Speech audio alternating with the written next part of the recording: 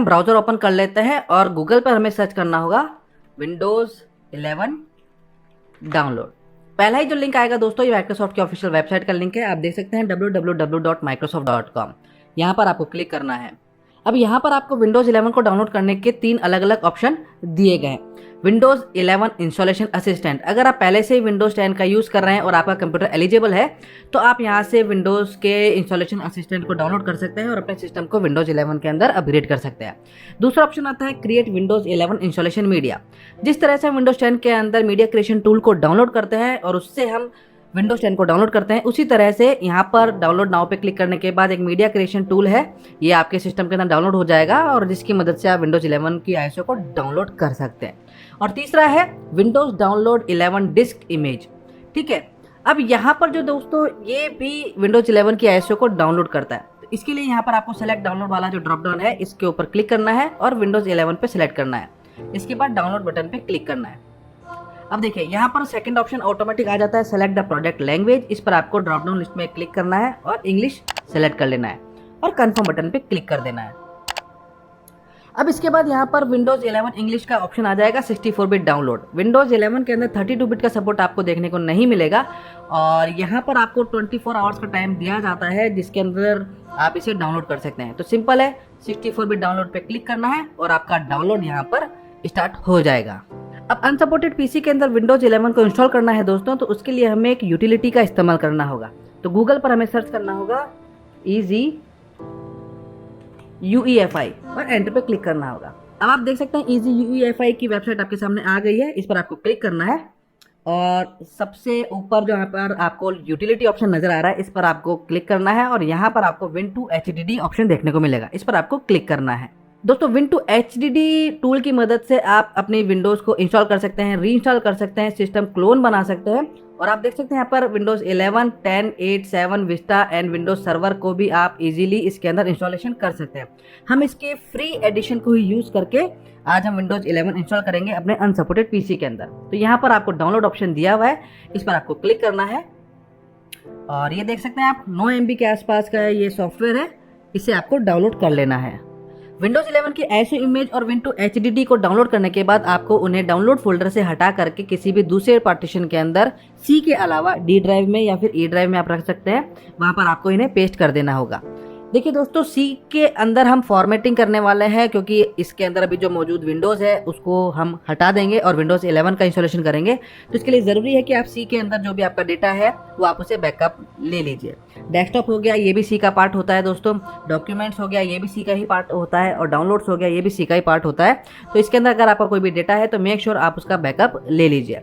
और यहाँ पर जो हमने डाउनलोड किए हैं दोस्तों वो भी आपको हटा करके D ड्राइव या E ड्राइव के अंदर रखना होगा क्योंकि जिस पार्टीशन को हम फॉर्मेट करेंगे उसी के अंदर विंडोज़ की आईएसओ इमेज और Win2 HDD नहीं हो सकते। ठीक है, तो ये हमने D ड्राइव के अंदर हमारा कॉपी कर लिया है। ठीक है, अब इसके बाद करना क्या होगा, सिंपल है, आपको Win2 HDD वाला जो ऑप्शन है इस पर आपको राइट क्लिक करना है और रन एज एडमिनिस्ट्रेटर करके इसे ओपन करना होगा। अगर UAC कंट्रोल अपेयर होता है तो आपको इस पर क्लिक कर देना है।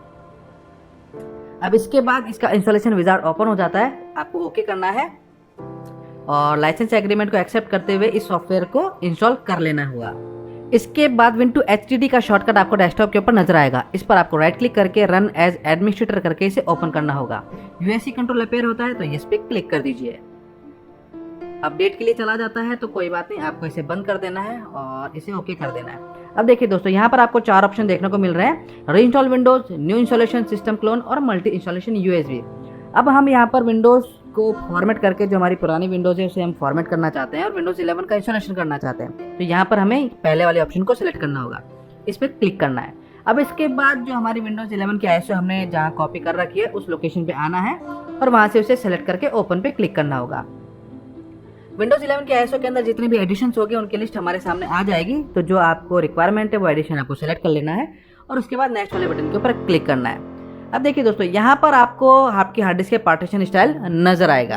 अगर आपकी हार्ड डिस्क का पार्टीशन स्टाइल GPT में है तो ये GPT ऑटोमेटिक ले लेगा और अगर MBR में है तो MBR ऑटोमेटिक ले लेगा।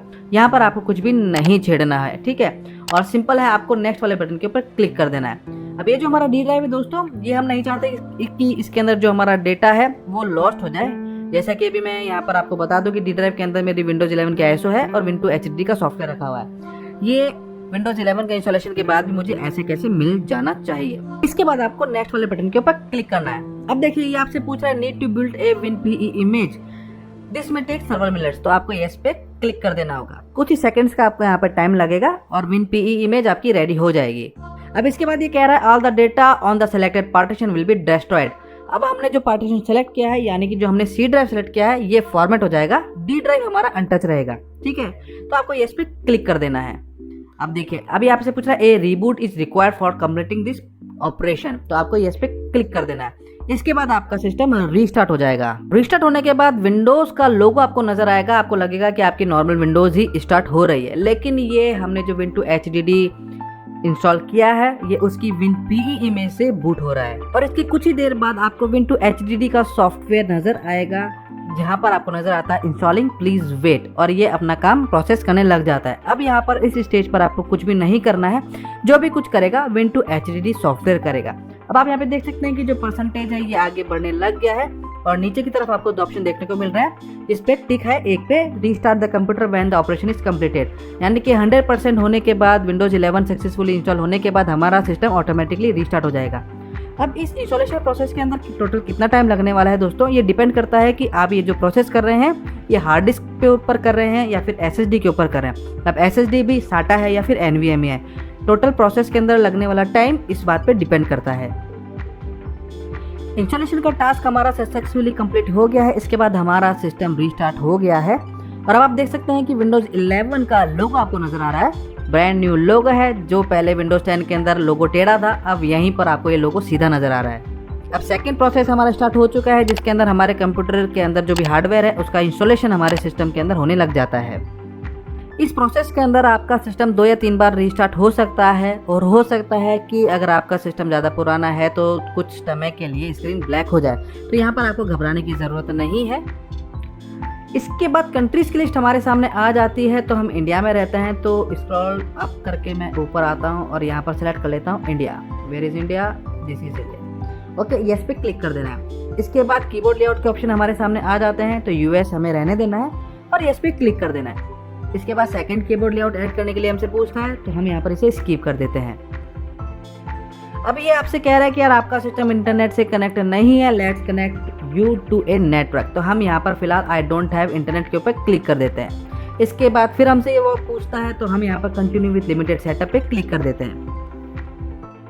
अब इसके बाद लाइसेंस एग्रीमेंट हमारे सामने आ जाता है, इसे हमको एक्सेप्ट कर लेना होगा। अब इसके बाद ये हमसे यहाँ पर हमारा नेम पूछ रहा है, तो मैं यहाँ पर यूजर नेम दे देता हूँ एडमिन और इसके बाद नेक्स्ट वाले बटन के ऊपर क्लिक कर देना है। पासवर्ड मैं यहाँ पर नहीं देना चाहता हूँ, तो सिंपल नेक्स्ट कर देता हूँ। अब प्राइवेसी सेटिंग्स हमारे सामने आ जाती है, आप इसे देख लीजिए कौन सी सर्विस आपको ऑन रखनी है और कौन सी सर्विस आप ऑफ करना चाहते हैं। यहाँ पे आप चेक कर लीजिए और इसके बाद एक्सेप्ट पे क्लिक कर दीजिए। अब इसके बाद विंडोज 11 के डिफॉल्ट एप्स आपके सिस्टम के अंदर इंस्टॉल होने लग जाती है। इसके अंदर थोड़ा बहुत समय आपको लग सकता है, डिपेंड करता है आपके कंप्यूटर की कॉन्फ़िगरेशन के ऊपर, तो थोड़ा सा पेशेंस रखिए और विंडोज 11 के इंस्टॉलेशन को अपना काम कंप्लीट करने दीजिए। इस सिचुएशन पे आपको आपके कंप्यूटर को टर्न ऑफ नहीं करना है। हो सकता है कि कुछ टाइम के लिए यहाँ पर आपकी स्क्रीन पॉज हो जाए या फ्रीज हो जाए या ब्लैक हो जाए, तो भी आपको आपके कंप्यूटर को ऑफ नहीं करना है, इससे आपका इंस्टॉलेशन पूरा करप्ट हो सकता है। तो ओके दोस्तों, इंस्टॉलेशन का टास्क कंप्लीट हो चुका है और अब हमारे सामने विंडोज 11 का डेस्कटॉप रेडी हो चुका है। अब आप यहाँ पे देख सकते हैं जो टास्क बार है इसके बीच में ही हमको यहाँ पर स्टार्ट मेन्यू देखने को मिल रहा है, सेंटर के अंदर ही है। आप चाहें तो इसे लेफ्ट में भी अलाइन कर सकते हैं। और एक बार मैं आपको बता देता हूँ कि जो हमने E ड्राइव के अंदर हमारा डेटा जो रखा था वो अभी भी हमें उसी के अंदर मिला है या नहीं मिल रहा है। तो दिस PC को मैं ओपन करता हूँ और ये हमारा D ड्राइव है, इसमें ओपन करता हूँ। अब आप यहाँ पे देख सकते हैं कि विंडोज 11 के ISO और विंडो HDD जो हमने कॉपी कर रखे थे हमें वापस मिल गए। इसका मतलब बिना data loss Windows 11 unsupported PC के अंदर सक्सेसफुली आप इंस्टॉल कर चुके हैं। कॉन्ग्रेचुलेशंस।